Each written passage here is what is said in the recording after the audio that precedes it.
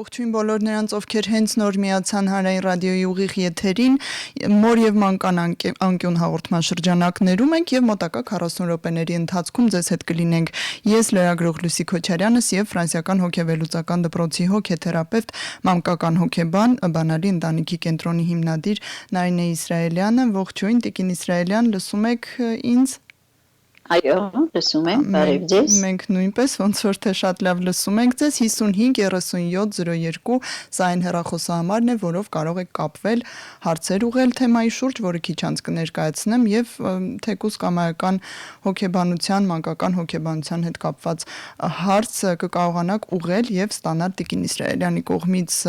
ուղղորդում, խորհրդատվություն այնքանով, որքանով հնարավոր է այս տարբերակով։ Arm.radio.am կայքի on-line ռեժիմով կարող եք լսել մեզ հենց հիմա, եթե ավանդական ռադիոընդունիչը հարմար չէ եւ տեսագրություն, ձայնագրությունը նույնպես կփնտրեք այս կայքում մոր եւ մանկան անկյուն բաժնում։ Տիկին Իսրայելյան, անցնենք մեր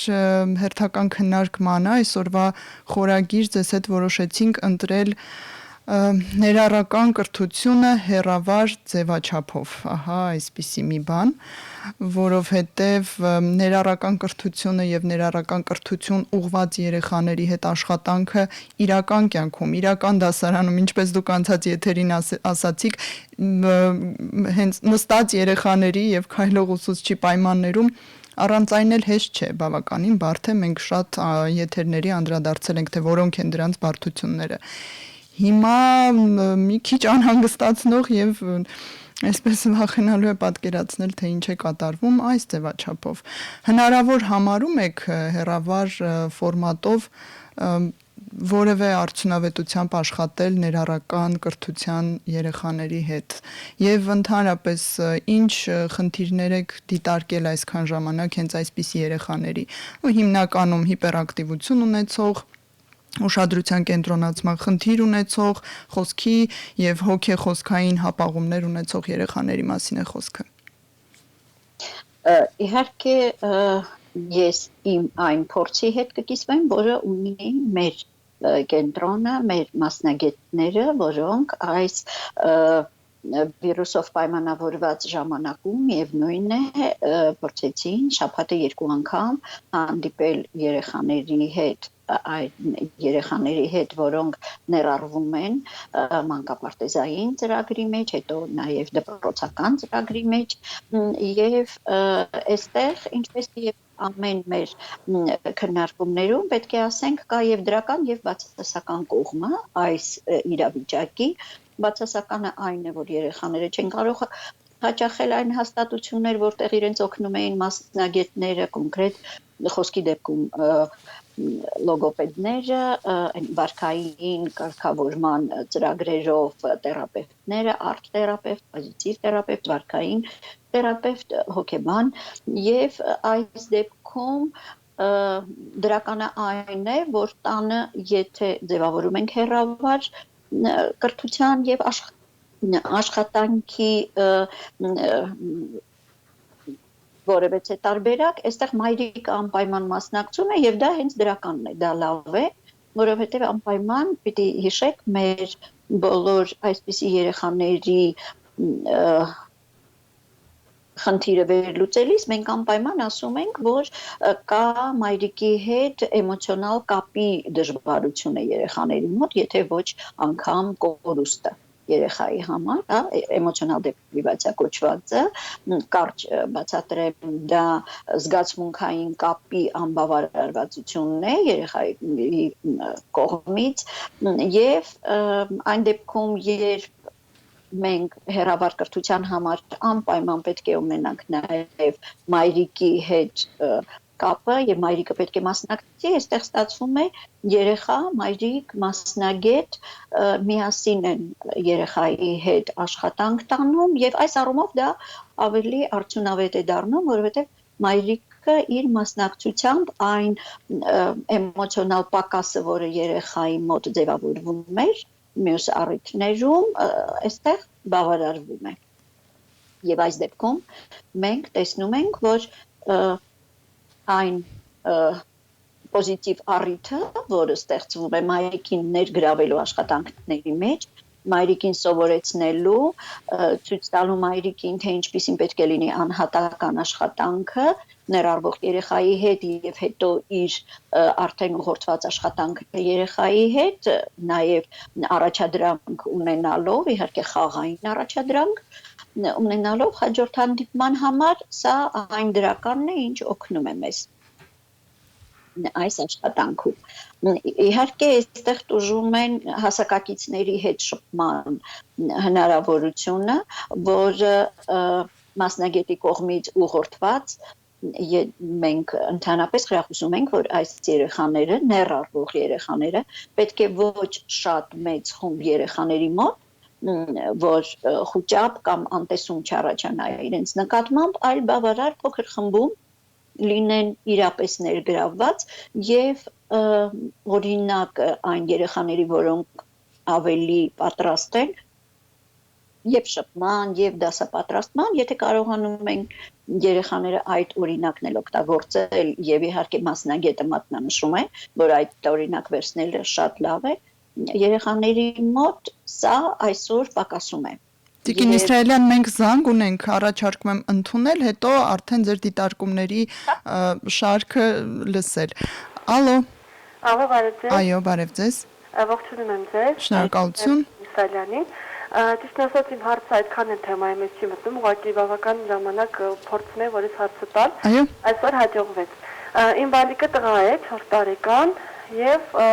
շատ աշխուժ, շատ իր տարիքին համապատասխան դեռ մի բան էլ ավելի ընդունակություններ ունի։ Ուղղակի մի հարցն եմ այսպեսի. ինքը մեծացել է մեծ ընտանիքում եւ միշտ սովոր է, որ իր արարքի համար գովերքեն, այսպես ուրախանա ինքը դրանից ավելի լավ է զգում։ Բայց երբ որ հիմա արդեն ինչ-որ բանի համար ասում ենք մի արա, չի կարելի կամ սխալ ես անում, նա շատ վրդովում է եւ լացել անմիջապես։ Իմ հարցը նրանում է կանում, որ եթե հետագայում սա արմատանա իր մեջ եւ նաեւ դպրոցում ինչ որ սխալ արարքի համար բնականաբար նույն արձագանքը կլինի։ Ինչպես կարելի է հիմիկվանից 4 տարեկան հասակից ճիշտ աշխատել, որ նույն արձագանքը նա այդպես չունենա իր մոտ։ Չհուզվի եւ ծանր չտանի։ Միանգամից այսպես կախում է աչքերը եւ սկսում է լաց լինել, չի ուզում լսել, ինչն է սխալ, ինչն է ճիշտ։ Լավ, շնորհակալություն, հետաքրքիր հարցեր իրապես։ Մեծ ընտանիքների հարց տարբեր սերունդների, ովքեր շատ գովում են ամենափոքրիկին եւ արդյունքում ստացվում է այսպես իրավիճակ։ Գիտեք, չեմ կարծում, որ մեծ ընտանիքներում, եթե բոլորը նման են վերաբերվում երեխայի եւ գովեստին եւ նկատողության եւ չկա տարաձայնություն, մեկը երեխային թույլ է տալիս, մյուսը թույլ չի տալիս, մեկը նկատողություն է անում, մյուսը պաշտպանում է, եթե այդպիսին չէ մթնոլորտը, շատ անդամներով ընտանիքը վտանգավոր չէ, բայց եթե կա այնինչ ասեցի, եթե մայրիկը կարող է բարկանալ, իսկ տատիկը պաշտպանել, եթե տատիկը կարող է նկատողություն անել, իսկ պապիկը պաշտպանել եւ այդպես, երեխան կարող է տեսնել, որ իր նույն արարքը տարբեր գնահատականներ ունի տարբեր ընտանիքի անդամների կողմից, այս դեպքում է դժվարանում երեխայի համար պատկերացնել, թե նկատողությունը ինչի համար է։ Ուրեմն եկանք նրան, որ պետք է օգնել երեխային պատկերացնել, որ նկատողությունը ոչ թե այն վատն է, այն վիրավորանքն է, այն նեղությունն է, որից պետք է որևէ մեկ ուրիշ սիրող իրեն պաշտպանի, այլ նկատողությունը նրա համար է, որ երեխան այն վատը վտանգավորը, որը կատարեց, այլևս պետք չէ կատարել, եւ այս դեպքում, եթե հիշում եք, մենք միշտ ասում ենք, որ նկատողությունը ունի 3 փուլ։ Նկատողության արդյունավետությունը դա կախված է իր ճիշտ երեխային ներկայացնելուց։ Առաջինը, երբ ասում ենք մի արա չի կարելի կամ պետք չէ, դրանից հետո անպայման պետք է երեխային բացատրենք ինչով էր պայմանավորված մեր մերժումը, եւ երրորդը, ամենակարևորը, պետք է երեխային ասենք ինչպես դա անել կամ ինչ անել այն դեպքում, երբ այն ինչ նա անում էր մերժելի էր։ Այնպես որ այսպիսի նկատողության դեպքում պարզ է, որ երեխան կունենա լուծում եւ իր համար նկատողությունը չի լինի սահմանափակում իր իրավունքների եւ ցածր գնահատական, այլ հակառակը նկատողությունը իրեն կօգնի, որ նա լինելով շատ սիրելի, շատ խելացի, շատ լավ բալիկ, այդպես պետք է նա իմանա իր մասին ընտանիքում եւս այս նկատողության դեպքում սովորելու է ինչ որ բան ճիշտ անել, լավ անել։ Դրական ելքեր եւ լուծումներ փաստորեն ունենա եւ չհուզվի այդքան միգուցե։ Տիկին Իսրայելյան, իսկ տարբեր հոգեբանական խնդիրներով երեխաների դեպքում նույն խոսքի հապաղումը, նույն հոգեխոսքային, այսպես տարբեր խնդիրները կամ հիպերակտիվությունը կամ դեպրիվացիան, այս մոդելը եւս կաշխատի, թե ինչ որ լրացումներ կամ փոփոխություններ են պետք, որ երեխայի համար հասկանալի լինի, նրանք տարբերվում են ամեն դեպքում իրենց վարքով։ Տեսեք, դուք թվարկեցիք խնդիրներ, մի խումբ խնդիրներ, որոնց դեպքում երեխաները տարբեր են իրենց խնդրի դրսևորման մեջ, իրենց վարքի մեջ, իրենց շփումների տարբերակով եւ այս դեպքում բոլորի համար, անգամ այն մի փոքր խումբը, որը դուք թվարկեցիք, մեկ ուղղությամբ աշխատել իրենց հետ ճիշտ չէ եւ չի կարելի։ Հա, այստեղ տեսեք երեխաներ, որոնք կարող են ունենալ իրենց հիպերակտիվությունը պայմանավորված թթվածնային քաղցից եկող ուշադրության ծավալի պակասով իրենց հետ ուրիշ կերպ է պետք եւ դրականը եւ բացասականը հաղթահարել երեխաներ, որոնք ունեն խոսքի խանգարում, ուրիշ կերպ հապաղում, ուրիշ կերպ, իսկ երեխաներ, որոնք ունեն հոգեխոսքային հապաղում բացարձակ ուրիշ մոտեցում է այսպիսի երեխաների պետք եւ պետք է այստեղ կարողանալ հստակ բաժանել երեխայի խնդիրը եւ կարողությունը մյուս խմբից եւ ըստ դրա իրեն վերաբերվել։ Իհարկե բոլոր մարդկանց համար կլինեն երեխաներ, կլինեն մեծահասակներ, կլինի խնդիր թե չէ, նկատողությունը իր մեջ պետք է կրի ոչ թե վիրավորանք, ոչ թե ինքնագնահատականի անկում եւ մեկուսացում, այլ նկատողությունը պետք է ունենա ուղղորդում։ Հա, որովհետեւ եթե բառը անգամ վերցանենք, նկատել եւ ասել, թե ինչ է անում մարդը վատ եւ ուղղել նրան դեպի լավանելիքը, սա ուրիշ է, իսկ վիրավորելը ուրիշ է։ Այնպես որ եկեք որոշենք, որ նկատողությունը եւ վիրավորանքը բացարձակ տարբեր բաներ են, եւ ես շատ կուզեմ, որ եւ ծնողները դա պատկերացնեն եւ իհարկե ուսուցիչները պատկերացնեն, ցավոք հաճախ եմ լսում եւ ծնողներից եւ երեխաներից, որ նկատողությունը ուսուցիչների մոտ կարող է վիրավորական լինել։ Անպայման պետք է տարբերել իրարից եւ ոչ միայն այս բալիկը, բոլորս էլ, եթե ստանում ենք վիրավորանք, ազդվում ենք, նեղվում ենք եւ նայած ինչ չափի եւ ումից է այդ վիրավորանքը կարող է ինքնագնահատականի անկում լինել, տարբեր հետևանքներ ունենալ։ Այո, մեկուսացման ցանկություն լինել, այնպես որ հետևանքները այստեղ իհարկե ավելի բացասական պաշտպանական են։ Իսկ նկատողությունը դա այն նկատումն է, որով օգնում երեխային կամ որևէ մեծին, այսպես մի արա, իսկ այսպես որ անես, ավելի լավ կլինի։ Ուր կտանի քեզ դա, եթե այսպես անես։ Մենք զանգ ունենք Տիկին Իսրայելյան։ Ալո։ Ալո, բարի օր, ողջույն ձեզ։ Բարև ձեզ։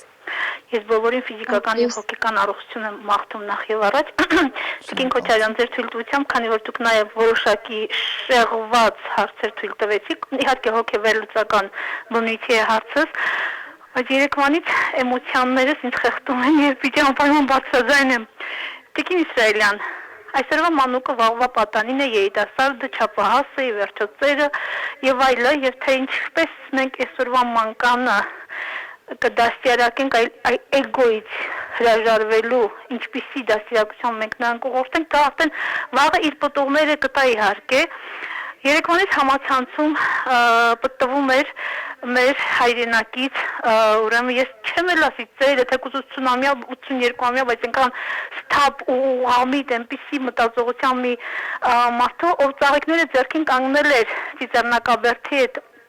ճանապարհի շեմին ու մտադիր էր այդ ծաղիկները եկել էր, քանի որ չգիտեր, որ չի թույլատրում եւ այդ ծաղիկները որ բարձրացնի եւ իր խոնարհումը, իր սրտի այդպես փափագը կատարի, այդ ծաղիկները այնտեղ խոնարհի Եվ լրագրողը հարցեց, թե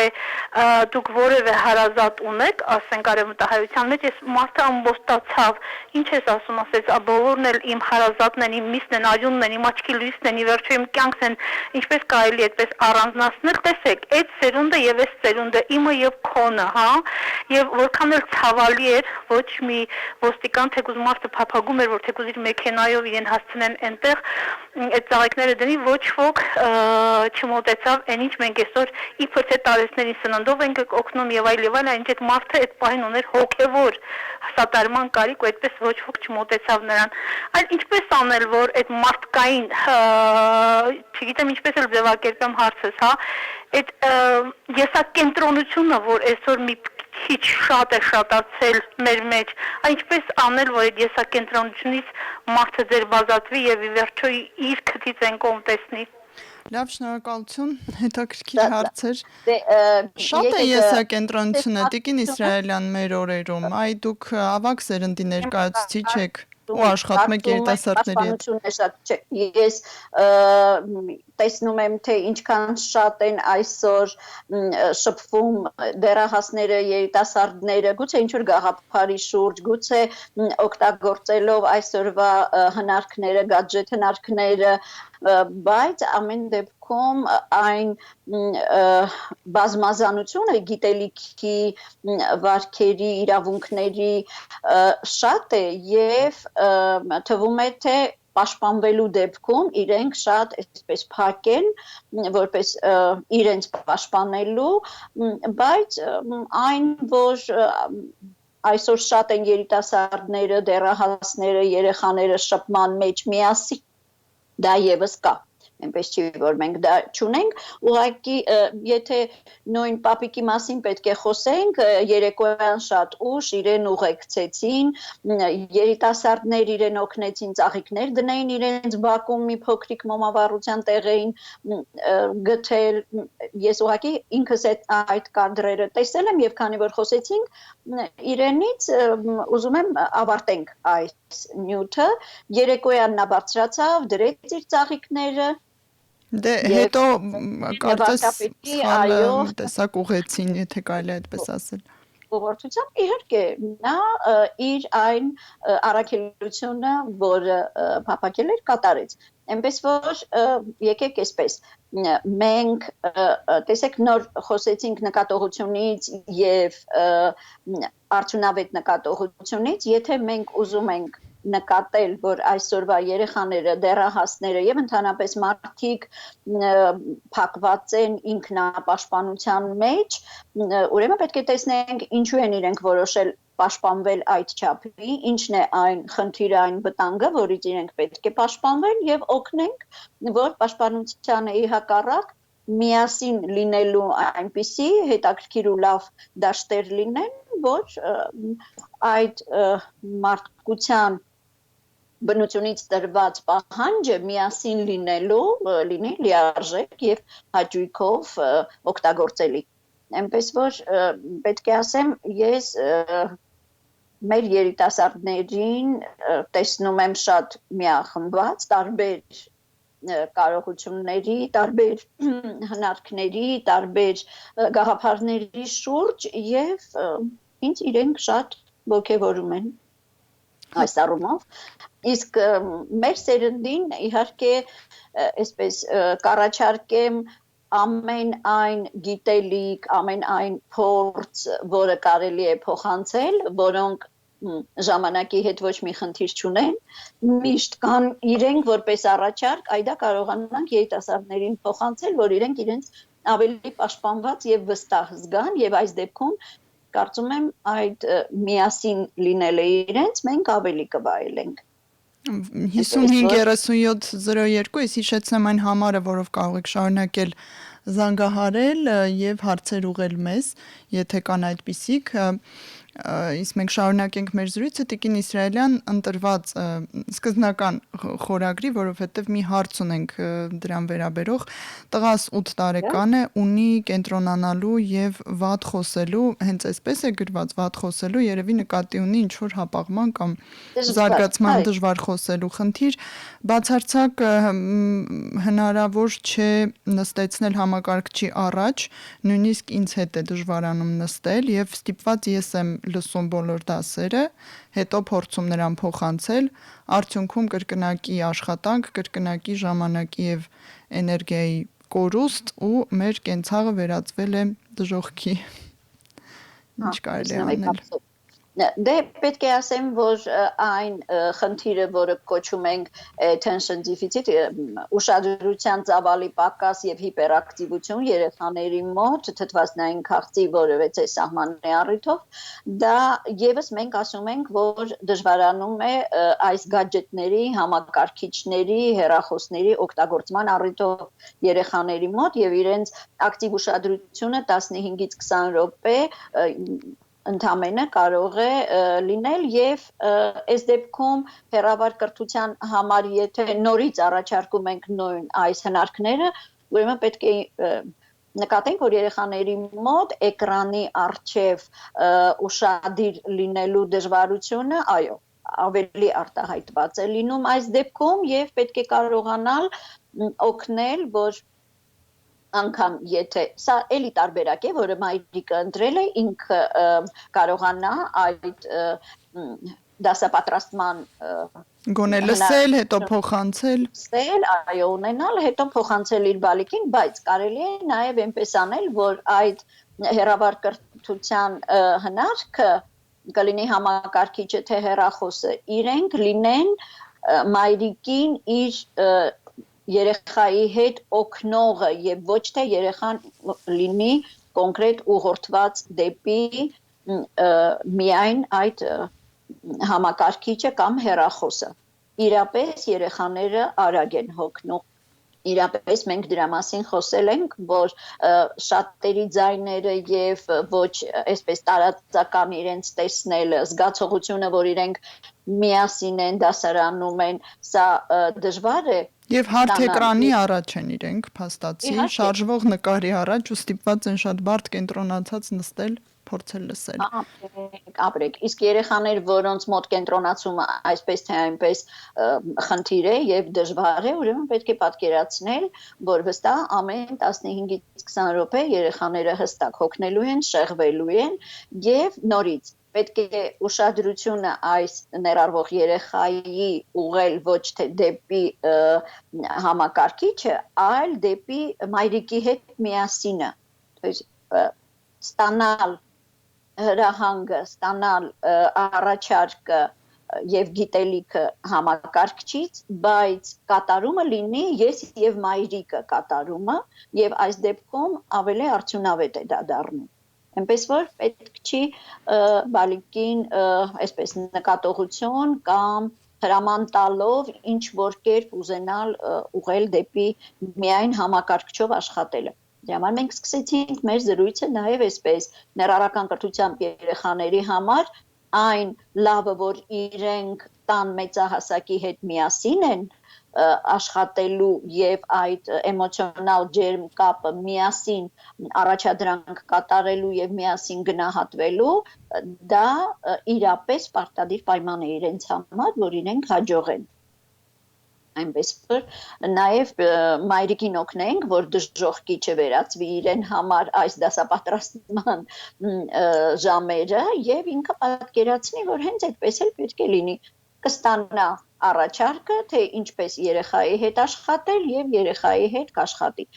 Որքանով որ դա կստացվի, երևի այսպես շատ ճգնելն էլ այս պայմաններում ու շատ տանջվել ու տանջելն էլ շատ արդյունավետ չի լինի։ Գիտեք, այսինքն բարդ է սահմանը գտնել իրականում, մինչև ուր տանջվել կամ տանջել երեխային տանը, այսպես չակերտավոր։ Հստակ մենք դրա մասին խոսել ենք էլի տարբեր առիթներով, ժամերը հստակ, ինչպես որ պետք է երեխաները գնային դպրոց,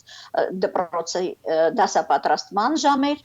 տնային դասապատրաստման ժամեր եւ խաղերի ժամեր իրենք պետք է վստահ լինեն։ Ես մի քանի նմանակ հարցերով ինձ դիմաց ծնողներին խորհուրդ եմ տվել դասերով առաջարկված գիտելիքը մաթեմատիկան մայրենի լեզուն, հա, օտար որևէ լեզուն խաղի տեսքով երեխայի հետ անցկացնել եւ թույլ տալ, որ նա իր ուրախ եւ շարժվող, այսպես խաղի մեջ գիտելիքը ցուցադրի, դրական գնահատվի եւ ծնողները անմիջապես կտեսնեն, հետո արդեն պարտականություն կատարելիս, եթե երեխան ունի իր մեջ ես կարող եմ զգացողությունը, նա նաեւ այնտեղ որտեղ պետք է ավելի հեշտ է կարողանում դա դրսևորել։ Այնպես որ մայրիկին խորհուրդ շատ ինտելեկտուալ խաղերով զբաղեցնի իր բալիկ, նաև հստակ իմանալով, որ ուշադրության ծավալի պակասը հաղթահարում ենք դրական ուշադրության սահմանները մեծացնելով, ստիպելով ոչ մի դեպքում դա չի լինի։ Չի աշխատի 55-37-02 այն հեռախոսահամարն է, որով կարող եք միանալ մեր ուղիղ եթերին Հանրային ռադիոյի եթերում մոր եւ մանկան անկյուն հաղորդման շրջանակներում զրուցում ենք Տիկին Իսրայելյանի հետ ամենատարբեր մանկական հոգեբանական խնդիրների շուրջ այսօր կենտրոնացված ենք ավելի շատ ներառական կրթության երեխաների վրա նրանց խնդիրների վրա հերավար այս ձևաչափի շրջանակներում Տիկին Իսրայելյան այս ժամանակահատվածը շատ կվնասի հենց ներառական կրթության երեխաներին ինչպիսին են ձեր գնահատականները չէ որ ռեալում արդեն ահագին գործ միգուցե արված էր հենց օրինակ բանալի կենտրոնում ես գիտեմ որ այնտեղ մանկապարտեզին նախապատրաստող խմբեր կան դպրոցին ադապտացվելու խմբեր կան կամ նույնիսկ մինչև դպրոցը էլի որոշ խնդիրներ լուծելու խմբակներ, աշխատանքներ կան, որ երեխան կարողանա սովորական դպրոց հետո գնալ։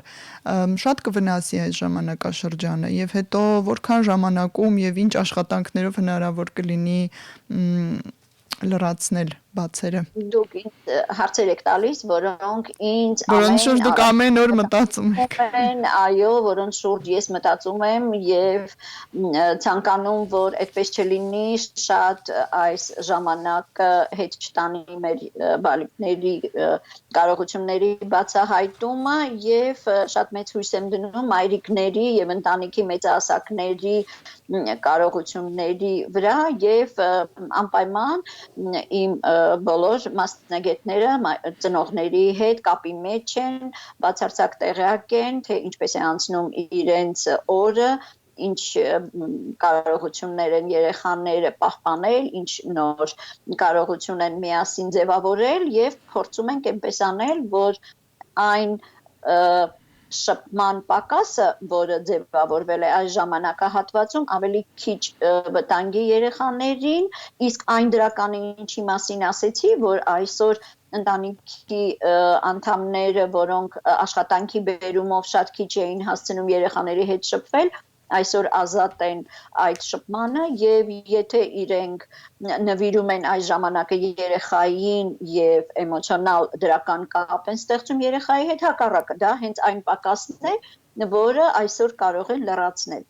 այնպես որ նորից գալիս ենք նրան որ 50-50 է այստեղ այն ինչ կտար մասնագետը աշխատանքի դեպքում, ամիջական շփման դեպքում, անհատական պարապմունքի դեպքում այդ պակասը ունենք, բայց այն ինչ կարող է անել ծնողը այս դեպքում, ունենալով ավելի շատ ազատ ժամանակ եւ հնարավորություն, փորձում ենք ողջևորել իրենց, որ իրենք դա անեն եւ իհարկե արդյունքը լինում է շատ մեծ, որովհետեւ մեր երեխաների մոտ այդ ծնողին կարոտելը եւ ծնողի հետ էմոցիոնալ կապի պակասը անպայման զգում ենք։ Ինչպես ենք մենք բնութագրում մեր երեխաներին, որոնց հետ աշխատում ենք, դուք գիտեք, մենք ասում ենք, որ անպայման իրենք ունեն էմոցիոնալ պակաս, հա, դեպրիվացիա կոչվածը, ուրիշ ասենք հոգեբանական մասնագիտական ուղղություններով կոչում են դա անգամ հոգեկան դեպրիվացիա, որովհետև հոգեկանը դա զգացմունքներն են եւ երեխաների մոտ այն զգացողությունը, որ իրենք կհասցնեն հայրիկին, մայրիկին ցույց տալ իրենց զգացումները պարզ է, որ այսօր դա կարելի է հստակ օգտագործել որպես դրական։ Իսկ այն դեպքում, եթե մենք ինքներս, ինչպես Մայրիկը ասեց, ժամանակը չկարողանանք այնպես բաշխել, որ այդտեղ լինեն եւ պարտականություններ, այդտեղ լինեն եւ խաղ, այդտեղ լինեն եւ միասին ինչ որ հետաքրքիր ուսուցում, այդ դեպքում պարզ է, որ ամբողջ այդ օրը, որը իրենք միասին են, կդառնա դժվար եւ տեսեք, Մայրիկի համար անգամ այդպիսի ծանր բնութագրություններ, թե դասապատրաստումը իրենց համար ինչպիսի դժվարություններ է առաջացրել։ Որովհետև երբ գեթ 1 ժամ պատկերացնում ես, որ երեխան կողքից միգուցե նաև եթե հիպերակտիվ է եւ կենտրոնացման խնդիր ունի, խանգարում է, լավ այսպես բառը սահմանենք, իսկ մայրիկը պետք է կենտրոնացված նստի այդ բոլոր դասաժամերը լսի, մոտավորապես հասկանա ինչ պետք է փոխանցի բալիկին, դրա ավարտից հետո նստում է երեխայի հետ է սկսում զբաղվել ու արդյոք ինչ արդյունավետությամբ դա էլ ոչ մեկ չգիտի, իրոք դաժան է ստացվում ամբողջ օր եւ այդպես ամեն օր։ Եկեք այսպեսի մի պարզ հնարք նաև առաջարկեմ ծնողներին, որովհետև եւ մենք ենք դա դիտարկում եւ ծնողներն են դրա մասին ասում, որ երեխային դժվար է նստեցնել, դժվար է հրավիրել դասապատրաստման, իսկ հետո արդեն եթե նստեց, եթե սկսեց, երեխան արագ եւ լավ կարողանում է կենտրոնանալ եւ կատարել առաջադրանքը։ Այս դեպքում պետք է հրավերը նստելու երեխայի լինի ամենակարևորը եւ դրական հնարքով ապահովվածը։ Երեխային ոչ թե կտրում եք հանկարծակի, կտրուկ, նկատողությամբ, խիստ իր զբաղմունքից եւ ասում եք վերջ հիմա նստում ես եւ անում ես մի դժվար գործ, որից նա իհարկե պետք է խուսափի եւ գտնի ամեն հնարք չանելու, պետք է երեխային դրական հաճույքով, մտքով, խաղով, միասին զրույցով ներգրավել հարաբերության մեջ, բերել այն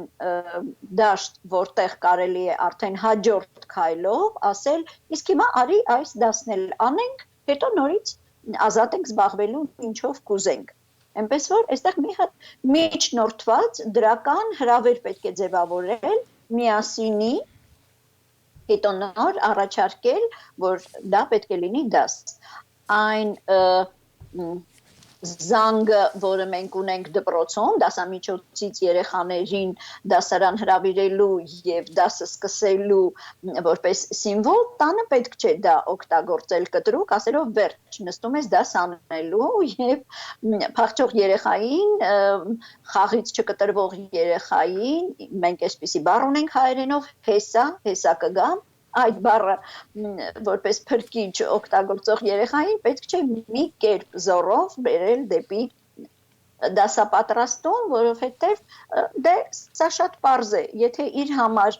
պետք է նստեմ դասեր անել, սկիզբը արդեն բացասական է, նա հենց այդ սկզբի պաշտպանվելու համար բոլոր հնարքները օգտագործելու է իրեն։ Այնպես որ սկիզբն է պետք դարձնել դրական հրավեր միասին լինելու, հետո նոր արդեն անցնել դասապատրաստման։ Տիկին Իսրայելյան, լրացում ունեք, թե հաջորդ հարցն։ Ուզում եմ ասել, որ ուշադրության ծավալի պակաս ունեցող երեխաների խնդիրը պետք է դիտարկել որպես խնդիր, էմոցիոնալ եւ վարքային եւ օգնել դա հաղթահարել երեխաների մոտ ոչ մի դեպքում ոչ նկատողությամբ, այլ բացահայտումով եւ խրախոսելով։ 55-3702 մի քանի րոպե ժամանակ ունենք, մեկ զանգ կարող ենք ընդունել, ես այդպես եմ կարծում։ Զրուցում ենք Տիկին Իսրայելյանի հետ, մանկական հոգեբան, Բանալի ընտանիքի կենտրոնի հիմնադիր եւ Տիկին Իսրայելյան մի հարց էլի ներառական կրթությանը վերաբերող, բայց ոչ այս կարանտինային համատեքստում, որովհետեւ սա վաղ թե ուշ մի օր վերջանալու է եւ մենք էլի կանգնելու ենք ներառական կրթության ուղղվող երեխաների այսպես ընտրության հարցին, որը ոչ մեկիս համար գաղտնիք չէ, լրջագույն խնդիր է մեր երկրում։ Այլ երկրներում ինչ որ լուծումներ գտել են։ Դիցուկ օրինակ բերեմ Ատլանտա քաղաքի, ԱՄՆ Ատլանտա քաղաքի Վաշինգտոն նահանգ, ես այնտեղ էի այս վերջերս մարտ ամսին եւ այնտեղի ներառական կրթության ղեկավարը հատուկ ինձ համար որպես այդպես մրցանակաբաշխության խիզախքին պրեզենտացիա էր պատրաստել, թե ինչպես են իրենք ուղղորդում, որ երեխաներին են ուղղորդում դեպի ներառական կրթություն։ Ես այնտեղ հասկացա, որ յուրաքանչյուր երեխա դիտարկվում է շատ առանձին եւ շատ անհատական, կլոր սեղանի շուրջ նստում են բազմապրոֆիլ, այսպես մասնագետներ, սկսած մանկական հոգեբան, հատուկ մանկավարժ, հոգեբուժ, մանկաբուժ, սոցիալական աշխատակից, որ այսպես ֆինանսական եւ կազմակերպչական հարցերին մասնակցություն ունենա, մանկավարժ եւ այլն։ Ես իրենց հաշվարկով երևի մոտ 10 մասնագետ նստում է կլոր սեղանի շուրջ, ամիսներով դիտարկում երեխային ընտանիքի ներսում, բակում, դպրոցում, տարբեր ինչ-որ միկրոմիջավայրերում եւ այսպես կլոր սեղանի շուրջ յուրաքանչյուր երեխային հատ-հատ որոշում, թե ինչ պետք է արվի։ Լավ արդյունքներ իրենք ունեն։ Ինչ է կարծում, ահա այսպիսի մոդելը հնարավոր է կիրառել Հայաստանում, կհերիքեն արդյոք մեր ռեսուրսները, մեր վալիդ թեստավորումները, մեր համագործակցությունները միջմասնագիտական, որովհետև սա էլ գաղտնիք չէ, Հայաստանում մի քիչ բարդ են իրար հետ համագործակցում, մասնագետները չգիտես թե ինչու, ինչ տեսլական ունեք այս առիթով, երբ այս օրերը վերջանան, ինչի ուղղությամբ պետք է աշխատել։ Կարծում եմ, որ իմ ցանկությունն է, որ դա այդպես լինի եւ այս տարիները մեր կենտրոնը աշխատացնելու հենց այդ ապացույցն են տարբեր երկրների բերում մեզ մոտ, որ ամեն երեխային պետք է անհատական մոտեցում, ամեն երեխա պետք է միջմասնագիտական խմբով ստանա ժամանակի մեջ մանրակրկիտ ուսումնասիրությամբ մի քանի ամիս այո երեխային տարբեր միջավայրերում հետևելով շատ դեպքերում մայրիկից այդ հետևելու արդյունքը ստանալու առիթով կարողանալ ձևավորել իրեն համար անհատական ծրագիր թե ինչպիսին պետք է լինի իրեն ներառում բառը ես ընդհանրապես ընկալում եմ հենց այդպես, որ երեխային ամեն կերպ պետք է ինտեգրել եւ ոչ թե նա պետք է ուղղակի ֆիզիկապես ներկա լինի եւ ստանա այն այսպես գնահատականը, որ այստեղ է, այլ նա պետք է օր-օրի կարողանա հասակակիցներին տեսնելով, հասակակիցների հետ մեծահասակների ճիշտ շփման արդյունքում նաև իրեն պատասխան շփումը ձևավորելով ինտեգրվի, ներառվի եւ դառնա այս երեխաներից մեկը։